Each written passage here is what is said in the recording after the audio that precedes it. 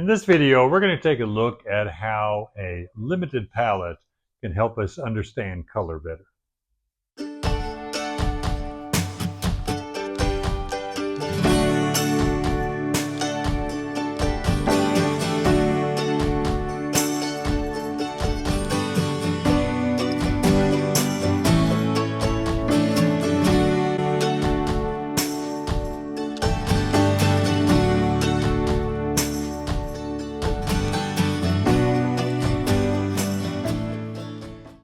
Today we're taking a look at the artwork of Frank Duveneck and the idea of what a limited palette can do for our painting.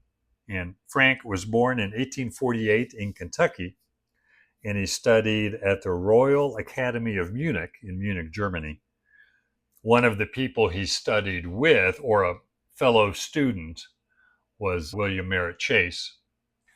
And the style of painting in the Munich school was very dark, a lot of black.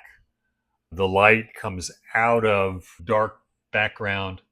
A lot of strong, very high contrast, dark darks, light lights.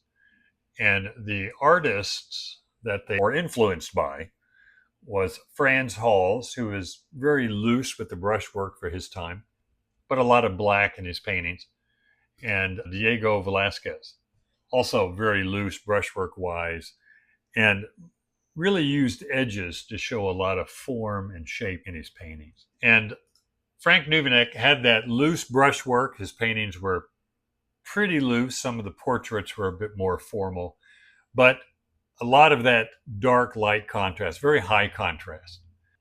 Figures, still lifes coming out of kind of a blackish background. And the palette here, for a limited palette of earth colors, ivory black, yellow ochre, and burnt sienna, and of course white.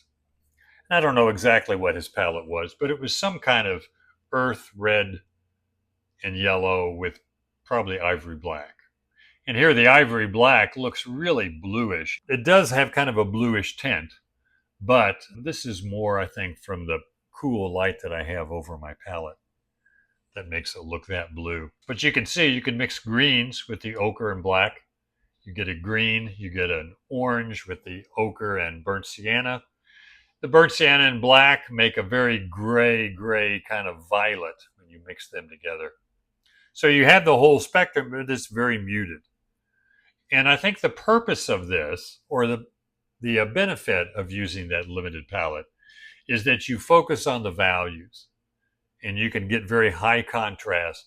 The values become more important and the colors are forced into the limited palette that you use. Whether it's an earth palette or not, you're forcing the colors into a certain view with the type of palette that you choose. Whether it's a triadic or a split complementary, or the ivory black, burnt sienna, yellow ochre is a triadic color scheme.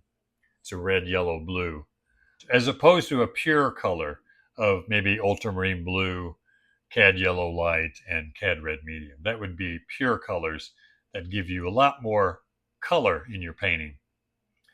But the advantage of here is to focus on the value, and you can still get just a strong sense of warm and cool color, with the black being the cooler color and the burnt sienna and ochre being warmer.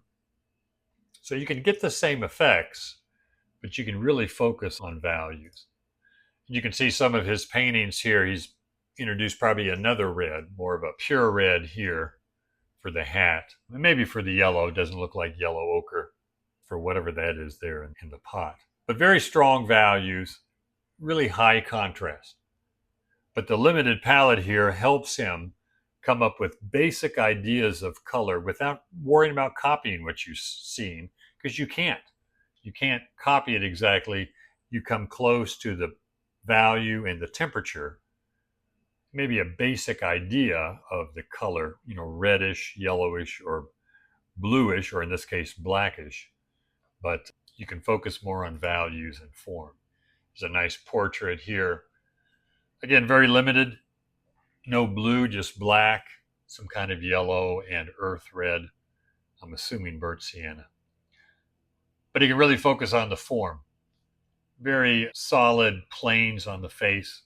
Doesn't worry about mushing them together or softening the edges. He wants them to stick out. A lot of his looser paintings are done that way, his sketches or informal portraits.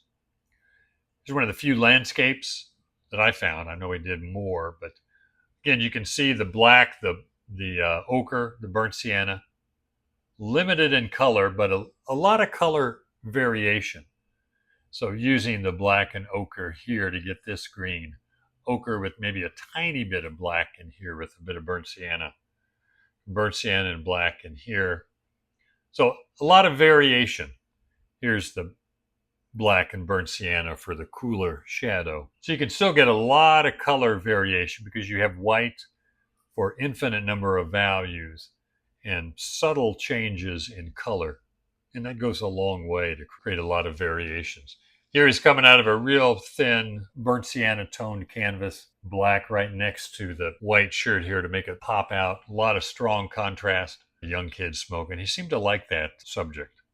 A lot of juvenile smoking. But nice color in here. Now, he might have some blue in here, I'm not sure. But within your picture plane, if you're using black as your blue, it can look really, really blue. And you can see that in some other paintings coming up. But my guess is this is black. But in context of everything else, it looks blue. Another quick head here. You can see the solid shapes of the value changes. Focus in on those and not so much the color because the color is limited. But still more red around the nose and cheeks, grayer around the jawline, more yellow forehead. Same things you can look for with a full palette, but here it's more limited.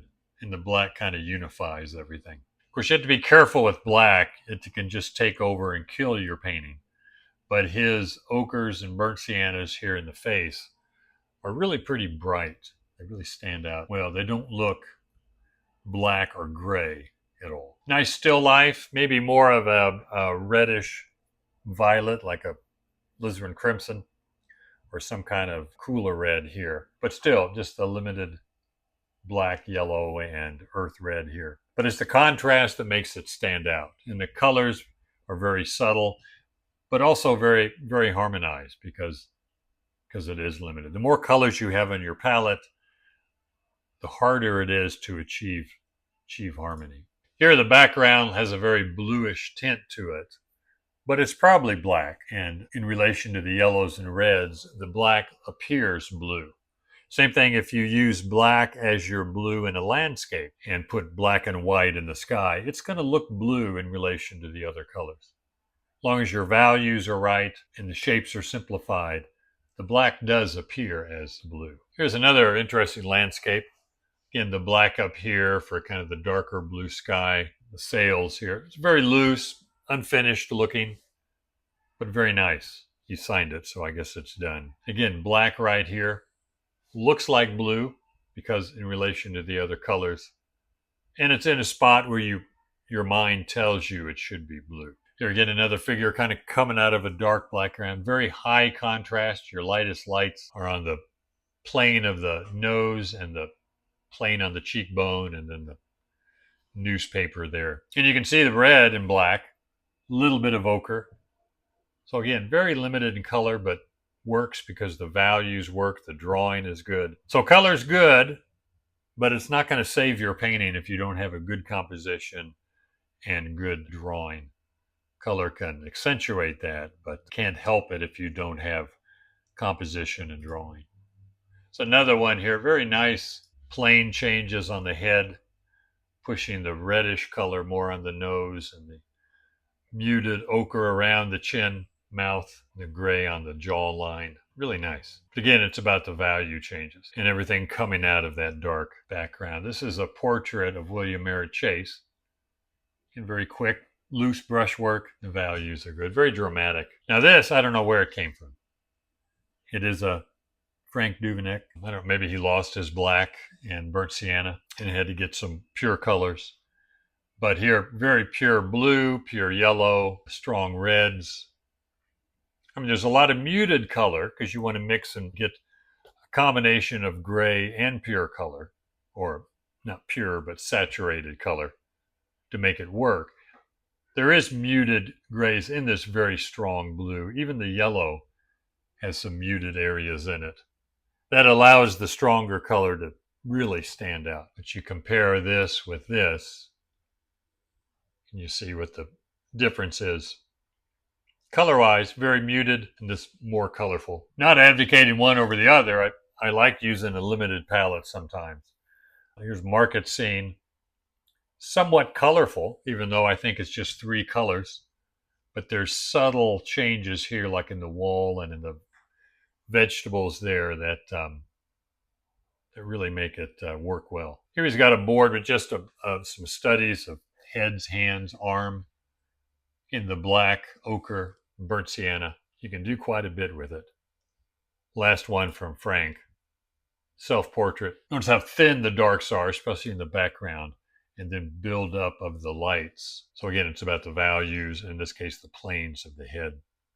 Now I'm looking at a limited palette here. It's not an earth palette like Frank used. Here it's a triadic color scheme of blue-violet, yellow-green, and red-orange. So I have ultramarine blue here. Ultramarine blue has a bit of red in it. Compared to cobalt, it's a little bit on the blue-violet side, but I did add a little bit of alizarin to it. So it's a definite blue-violet. And I got about 4 values here. This is the yellow-green. It's cad yellow light. I think ultramarine blue. I might have used, yeah, it's ultramarine blue. I could have used phthalo. I got phthalo on my palette. My palette is usually 9 colors plus white. And here I've reduced it to 3. And the triadic, or the color scheme, gives me a set of colors that I apply to a landscape, a figure. And I'm limited color-wise, but I'm not limited value-wise or temperature-wise.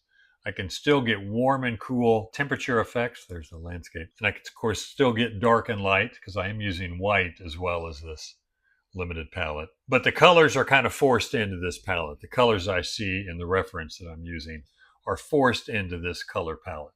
And it gives me a different view of my subject. Sometimes I'll do a couple of studies like this of a subject first in 2 or 3 different color schemes, just to see which one works best. And I will start maybe the larger painting with this color scheme, but then after the block in, I will cheat and use some of the other colors to push and pull that color scheme different directions. But it does help in simplifying my subject. I don't have, 9 colors, I just have 3. And it forces me to think more in terms of value and temperature rather than matching the color I see. It also makes me think outside the box color-wise. I come up with different colors that I wouldn't ordinarily get because I wouldn't use this color palette just by itself most of the time. So I picked this subject. This is a landscape in Crested Butte, and applied this palette. Again, the blue-violet's my blue, yellow-green's my yellow, red-orange is my red. The red-orange is my orange here with a tiny bit of red medium in it, cad red medium. So it's close to cad red light, but not quite. It's a little bit more than orange, has to be a red orange because that's the triadic color scheme. And triadic color scheme is the same 3 colors, or 3 colors on the color wheel that are the same distance apart. So these colors are 3 colors apart on the color wheel. So you can pick any 3 colors as long as you have 3 colors in between them, and that's a triadic color scheme. And here's my subject. This is my painting here. This is small. I don't do this big. These are color studies to kind of figure what color scheme I might start the bigger painting with. But you can see the blue-violet is the main colors in the shadow and the sky, and main color that's affecting the shadows in the trees and in the shrubbery. And then the yellow-green and the red-orange are affecting the warmer colors. And then the blue is the complement of the other 2. And the other 2 colors would be the complement of the blue-violet. So the blue-violet, not blue. And that gives me a fixed set of colors to work in. And I'm having to force the colors to fit that palette. And it's a good exercise to understand what you can mix. I like to do these small color studies instead of color charts. So just like doing color charts, I'm picking sets of colors and mixing them and seeing what I can get out of them. But I'm doing it in context of a landscape as opposed to color charts, which I think, for me, kind of get boring. And if I'm just going to do a bunch of color exercises for the sake of mixing, I'll do these color studies small, like 3 by 5 inches, and pick one photograph and do 3 or 4 different color schemes and see how they look. It just forces me to think outside the box color-wise. Now I'm going to paint this painting again, but this time I'm going to use a different color scheme, another triadic. This is blue-green, red-violet, and yellow-orange. So this is cad yellow with a little bit of orange. This is alizarin crimson. I did add a touch of ultramarine blue, but not much. Alizarin crimsons are red-violet already. And then the blue-green is viridian with a little bit of ultramarine. And I did 3 or 4 values of each color. It just helps with the color studies. Then doing color study here, again, a 6 by 8. You can see the blue-green now is in the shadow on the mountain and the sky and in the shadows of the trees. And I'm using the blue-green as the complement to the yellow-orange and red-violet to mute them. And when I mix the yellow-orange, red-violet, I'm using the blue-green as a complement to mute them. So, and real subtle changes in any of those 3 colors gives me a different color.